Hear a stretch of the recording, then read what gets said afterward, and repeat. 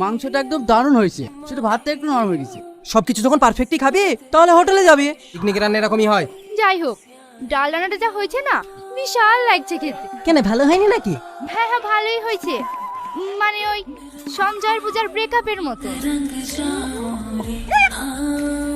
তার মানে কি বলতে চাইছিস তুই? ডাল ডালের মতো আছে, পানি পানির মতো আছে। এখনই গিয়ে যদি দোকানদারকে ঘুরিয়ে দেওয়া হয়, এখনই ঘুরিয়ে নিবে। দেখ রোহন, এই জন্য বলেছিলাম আমি পিকনিকে রান্না করবো না। সময় শুধু ইয়ার্কি মারে। এই তোরা থামবি, যা রান্না করেছে তাই খা।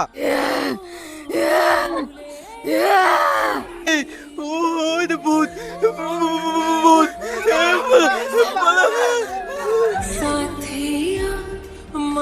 এই তোরা পালাসি কোথায়? দাঁড়া,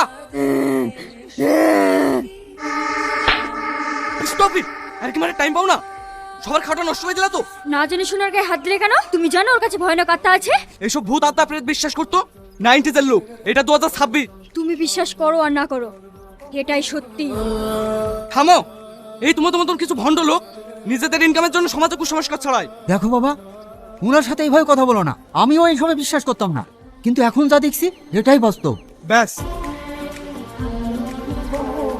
আমার এসব কথা শোনার ইন্টারেস্ট নেই। তোমার হাতে রেখা আমি স্পষ্ট বুঝতে পারছি, সামনে তোমার অনেক বড় বিপদ। আমার বিপদ? তাহলে তো আমার মৃত্যু হবে। দেখো দেখো, তাহলে আমার কবে মৃত্যু লেখা আছে?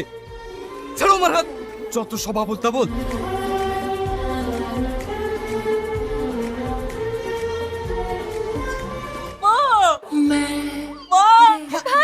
কি হয়েছে তোর? এমন করছিস কেন?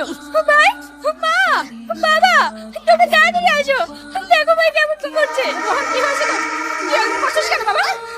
তুই ছটফট করছিস কেন ভাই? আমার নিজের হাতে আমি নিজে পড়তে করতে হচ্ছে না। তোমরা সব আমার হাত থেকে ধরো।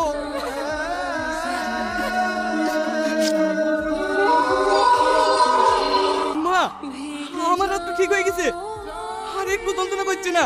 আমার তো অন্য কিছু মনে হচ্ছে। সকাল হোক, আমি তোকে তান্ত্রিকের কাছে নিয়ে যাবো।